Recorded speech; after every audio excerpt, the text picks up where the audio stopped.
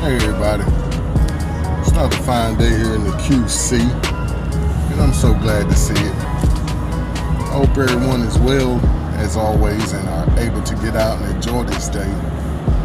Get some fresh air, some sunshine, and some exercise, as I always say. I did have a great word today, and it's a simple word, but it's one that I think we take for granted. And it is stay rooted and grounded in the Most High. And that's from my script of the day that's going across the screen. I thought this was such a profound thought for today and script for today because my pastor Kenny was just preaching on this at Restoration Center Church here in Charlotte, North Carolina on Shabbat, which he was preaching about not being afraid, but he also was alluding to how not to be afraid, and that's basically abiding in the Most High. He read over PS 91, my favorite script, Psalms 91, about dwelling in the secret place, abiding in the secret place of the Most High.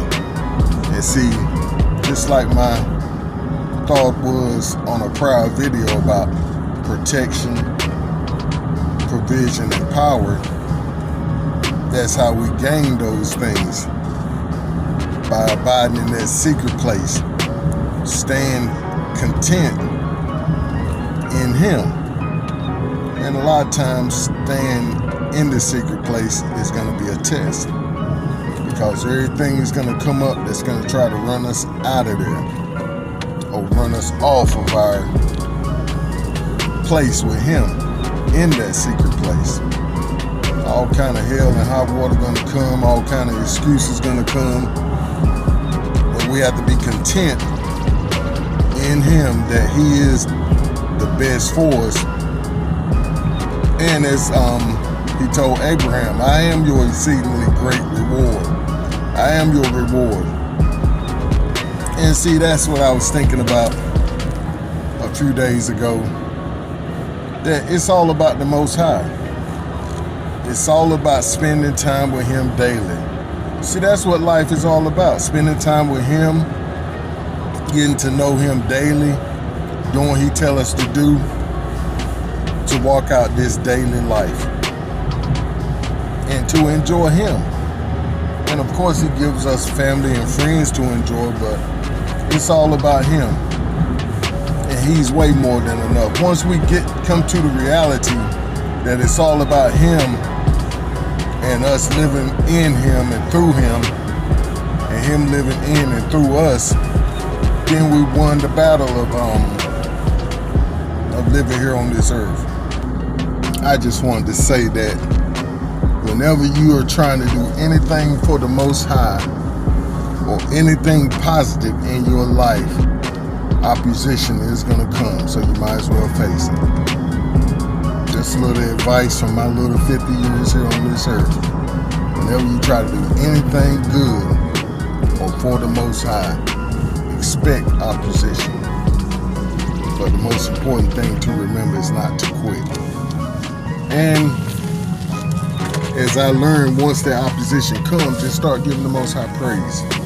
Even if it's under your voice, just thank you, Most High. Hallelujah. I know you got me through this. Hallelujah. You set me on this path, so I know you're going to see me through to the end. Hallelujah. Hallelujah. And once again, I'm going to get on this walk and get on this ride. So stay and keep pushing forward in the right direction, no matter what. Yeah, but staying rooted and grounded in the Mashiach, the Anointed One, the Messiah, as some call Him, Jesus the Christ, as some people call Him.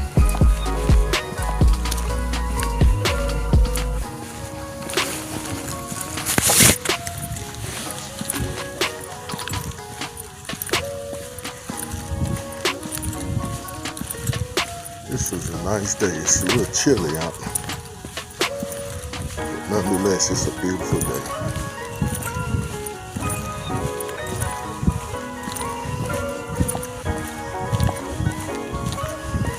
Like I said in a prior recording, it's so good to be able to have the help and the strength and the ability of all my limbs to get out here and make my rounds.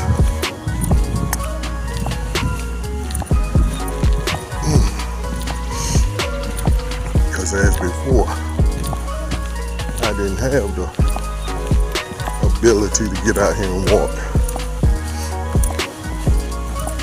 or the functioning of my limbs.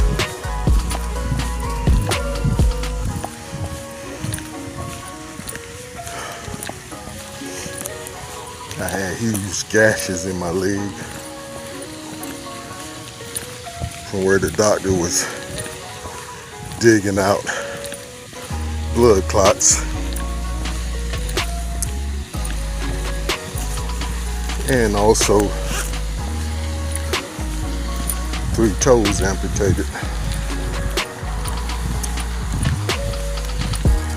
So that took a good time to heal. That don't mean I was sitting around waiting on it to heal. No.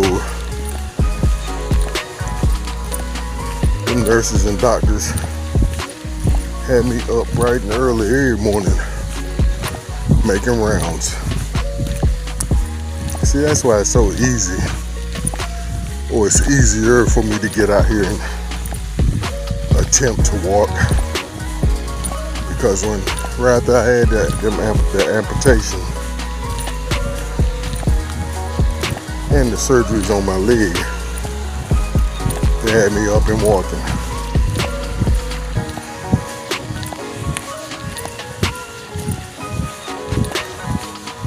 It was painful, but I'm glad I got on up and did it.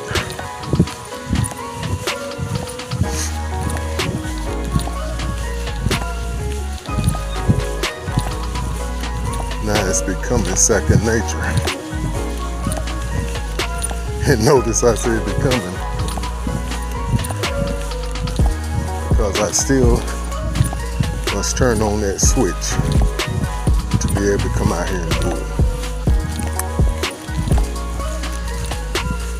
And it's that switch that I was telling you all about, as far as saying no to those thoughts in my mind that be telling me I don't need to do it today. You can skip a day, or you can use this excuse or that excuse. But no, one day of me not going when I can is a failure in my book. And to me, it all goes back to not being lazy. And I've never been a lazy individual. It's like I shared also on this platform, I grew up on a farm where we had chores. And also I worked. I've always had a job. Even though I hustled on the side and got in trouble. But I didn't stray away from hard work, ever. Or run away from it, however you want to put it. And I think I also shared some of the type of work I've done in the past. I started off working in restaurants at Golden Corral. That was my first gig. I started off as a dishwasher, and within, I think 3 or 6 months, I think 6 months for that job, I was the head chef. And see, that's how it's pretty much been with all my positions. I was moved to the top very quick. And I think it's because of my work ethic. And once you show me something, I got it. But after that position, I went on to Dewey Brothers, which was a steel foundry in Goldsboro, North Carolina, where I made manhole covers. And after that very hard position, which I always say it made me a man, or it helped make me a man, because that was one of the hardest jobs I ever done. Digging dirt all day. How you doing? All right. Was shoveling dirt all day. That thick, heavy black dirt that you make the molds out of, so you can pour the steel into the molds, which form the manhole covers that you see all over the place on the roads and highways and whatnot. But I've seen some of those manhole covers. I'm sure I made as far as DC and Maryland, I think Baltimore. I say in Columbia, Maryland, but I didn't see any in Columbia. But all out here in Charlotte. So that lets you know the reach or scope of your touch, or what you put your hands on. You never know how far it'll go when it's a positive thing and or the Most High's backing.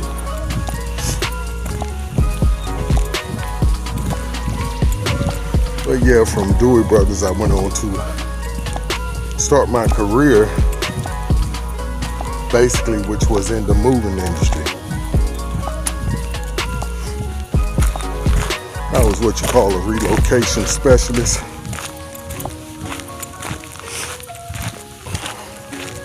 Most people would say they was just movers, but not me, no. I say I was a relocation specialist.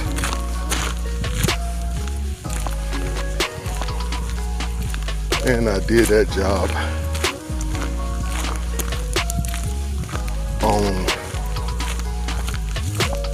from North Carolina on up to DC, on out to Columbia, Maryland, and then back here once I moved to Charlotte. Pardon me. Which I had my best job in the moving industry here in Charlotte at the Webb Company, where we only dealt with high-end clientele.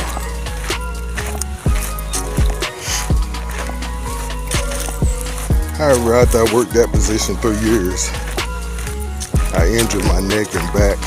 My neck and back was totally ripped. I had torn muscle, torn cartilage, and soft tissue was damaged in between my vertebrae. I think they said it was the 5th vertebrae in my neck.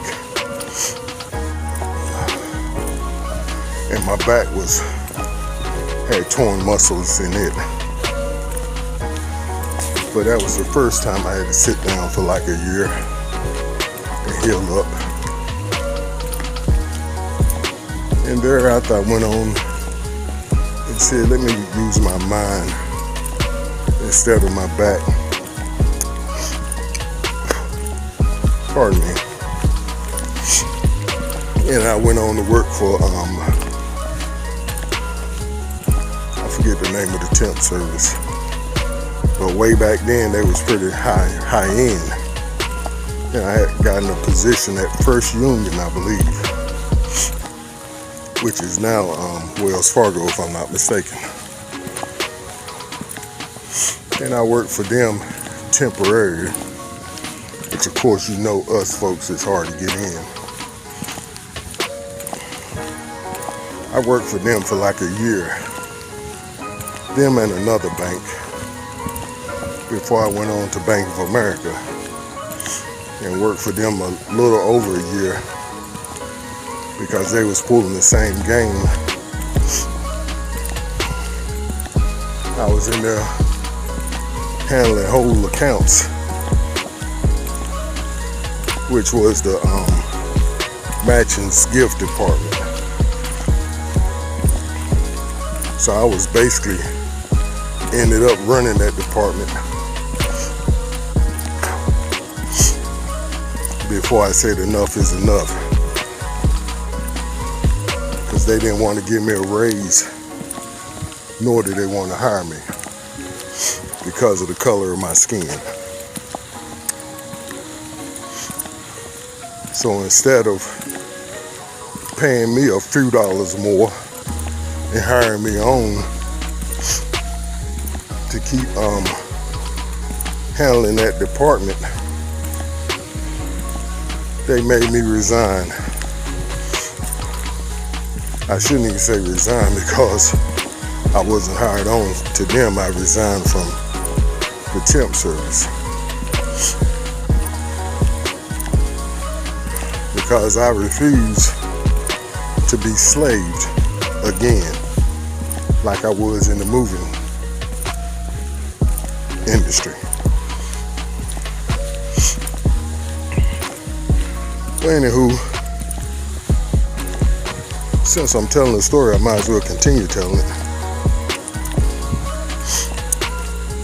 I went on from there to work for like a renter center, to where I was doing deliveries. So I went back to what I knew, but it was a whole lot less strenuous than working for the moving company, because at this rental company they only had so many pieces of furniture on the floor, which that's all you had. You wouldn't have like a whole house full of furniture.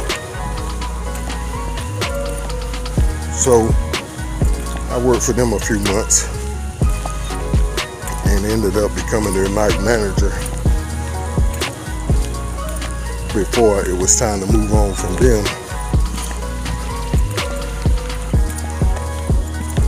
because it was a very dangerous job, because we would have to go and do what they call knockers. Pardon me. Where we would go and knock on the door to basically ask for the money that the people were supposed to pay, and either get the money or the furniture. So when folks had already paid $1,500 for some old cheap particle board, or basically cardboard furniture, they like, you ain't coming in getting this? No, I'll fight you before that happens. So I ran into a lot of opposition on that job at that point, to the point where I had to let it go.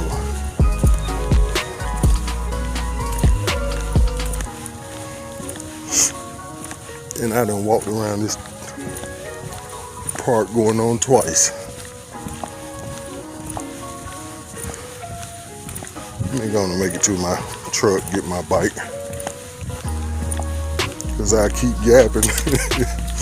I talk all day and keep on walking until it's dark. But yeah, from Renter Center, what was it, Carolina Rentals? Pardon me. I went on to AutoZone. And like I said before, I had a pattern of moving up very quick in every company I was with. And it was no different at AutoZone. There was the quickest move up. I was with them for like 6 months before I knew the whole system. And the manager made me the assistant manager of the store.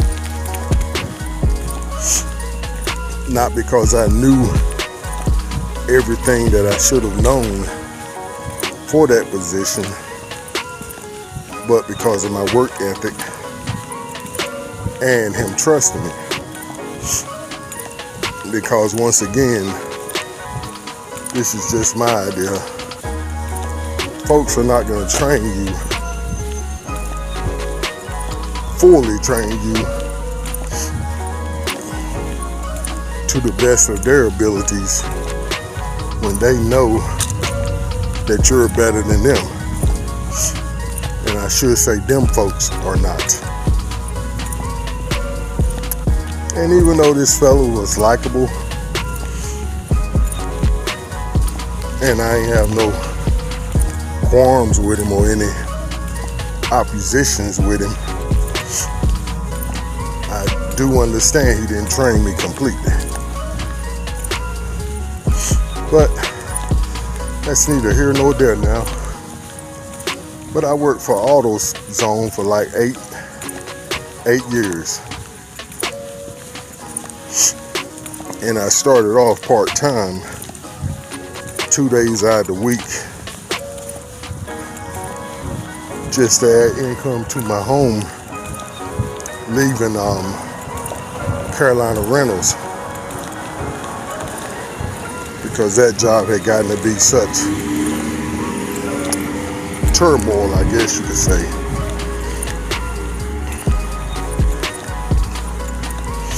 But from AutoZone, where did I go from AutoZone? But this is just my opinion. Sometimes you gotta let stuff go and let the Most High.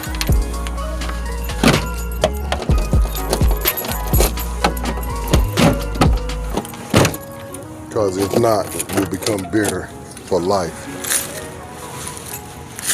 Let me get me a water.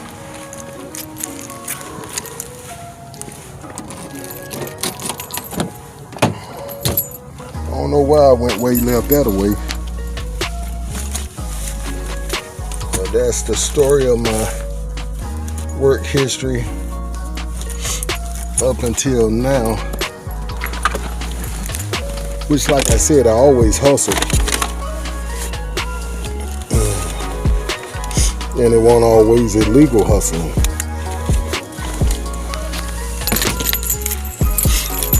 Because really my first job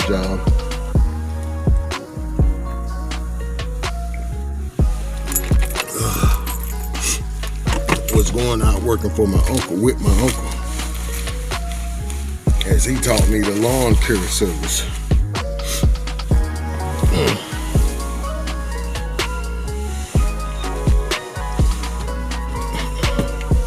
And that's what I do now, mostly on the side.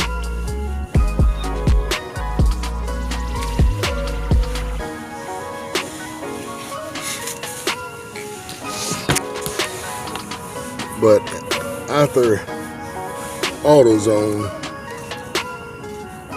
and a short stint of going back doing my own thing, hustling, doing lawn care services and pressure washing houses and basically exterior maintenance, I went in temporary services. I went on back to using my brain for a change and went to Allstate and became a claims specialist. They call it claim service specialist. And I worked that right up until a year, and I injured my elbow with carpal tunnel and cubicle tunnel. And that's where I'm at now.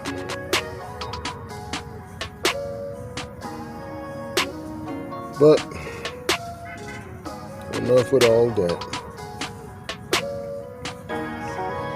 We must stay and continue to stay rooted and grounded in the Most High, in His Mashiach. Yahushua the Christ, our Yeshua, our salvation. And we must become saviors of our own world, or our sphere of influence.